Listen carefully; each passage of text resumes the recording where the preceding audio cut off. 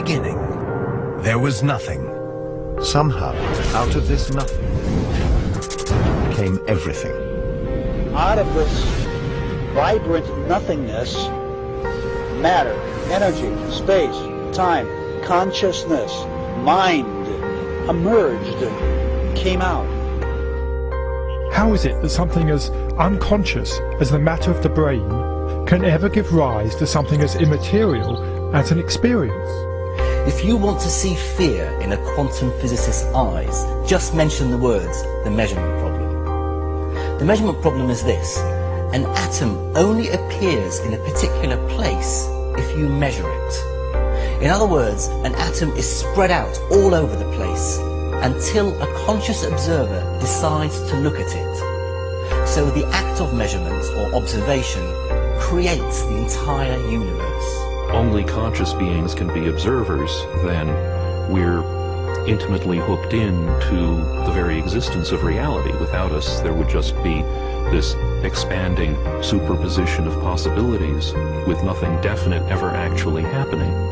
Out of millions and millions of blobs of energy and light, photons and electrons, they make up this imaginary three-dimensional solid world, which doesn't exist at all according to relativity or quantum mechanics. Anytime we attempt to look at particles beyond a certain level, the very act of observation changes things. And in addition, the more you look at individual particles, the more you realize that there is no such thing as one electron. An electron, or any elementary particle, exists only in relationship to other things, like other particles or the universe at large. This means that deeply enough, when you dive down into the nature of matter, everything we know about the everyday world dissolves. There are no objects anymore. There are only relationships. There's no locality anymore. There's no time anymore. The more you look at something in detail, in what we think of as solid matter, the less and less solid it begins to look. The only realities we know are the ones our brain manufactures. Our brain receives millions of signals every minute, and we organize them into holograms, which we project outside ourselves and call reality. Well, if the brain cortex, if it is also a hologram, then it's a three-dimensional hologram. If two-dimensional holograms reconstruct three-dimensional images, then, ergo, it follows that three-dimensional holograms reconstruct four-dimensional images. A hologram is a metaphor. It is how you take n dimensions of information and you bring them down into n-1 dimensions. It's a way of relating the paradoxes that we find in how to make a leap from this concept to that concept. The conceptual pigeonholes we use, words, to describe reality, are phenomena inside our head. They're not out there.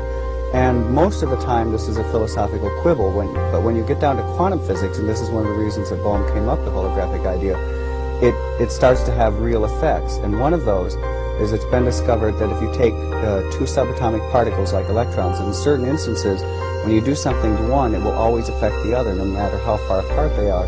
Well, how can this be? But what this tells us is that once matter is physically joined, even when it becomes separate, the energy is still there that's connecting it.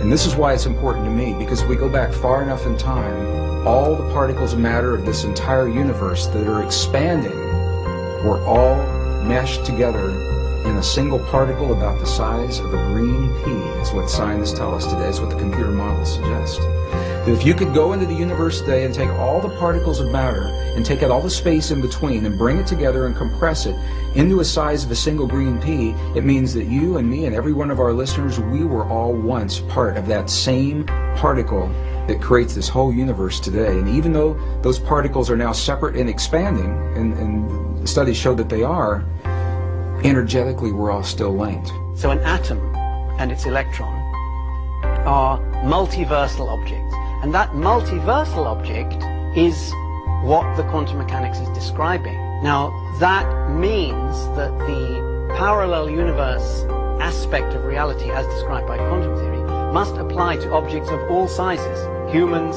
stars, galaxies, everything. And that's why we call it the parallel universe theory rather than just parallel electrons theory.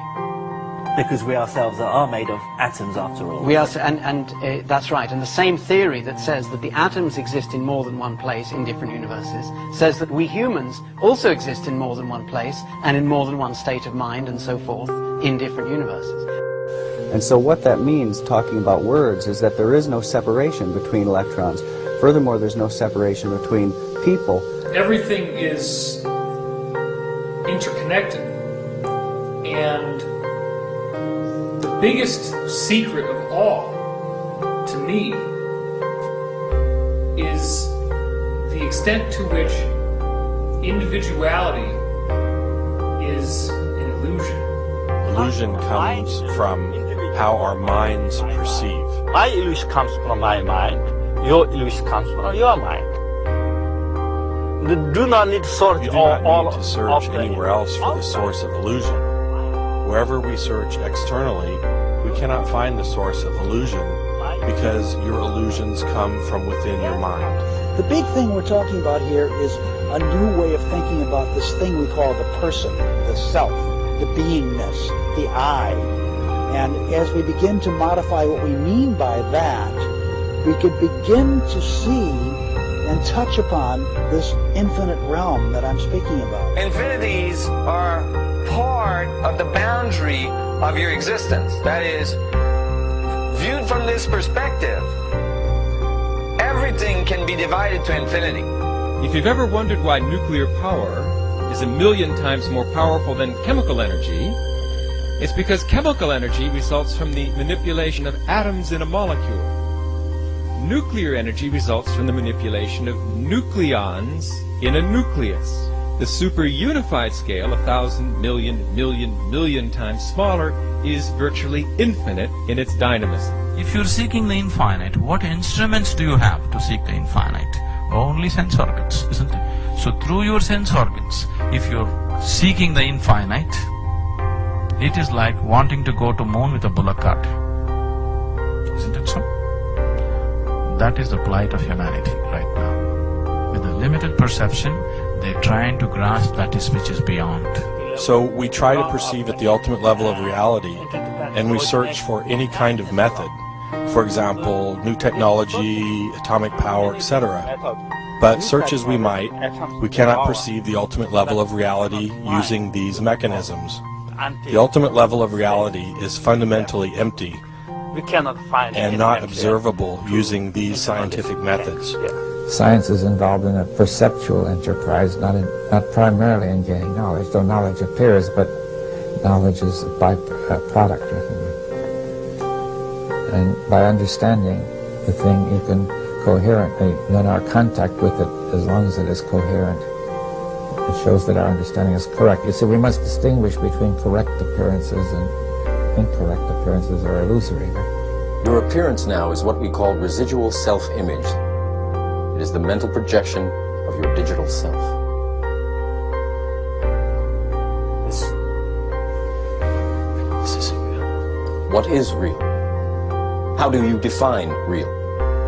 If you're talking about what you can feel, what you can smell, what you can taste and see, then real is simply electrical signals interpreted by your brain. Our brains take information in and sometimes give it form. It's not that the picture is out there, it's that we're getting data that we're turning into a picture according to our own belief systems and our own unconscious belief systems as well. We know what is going on is that light comes in through the eyes, hits the back of the retina, triggers electrochemical impulses which travel down nerve fibers to the back of the brain, where the brain very cleverly, in about 1/10 of a second, puts it all together and says, this is what it looks like out there. Well, you're creating your own reality tunnel. That doesn't mean you're creating reality. Out of reality, whatever that is, out of the infinite flux of energy, you're creating your own reality tunnel, and most people aren't aware of it. Most people aren't aware of it. All matter is merely energy condensed to a slow vibration. That we are all one consciousness experiencing itself subjectively. There is no such thing as death. Life is only a dream. And we are the imagination of ourselves.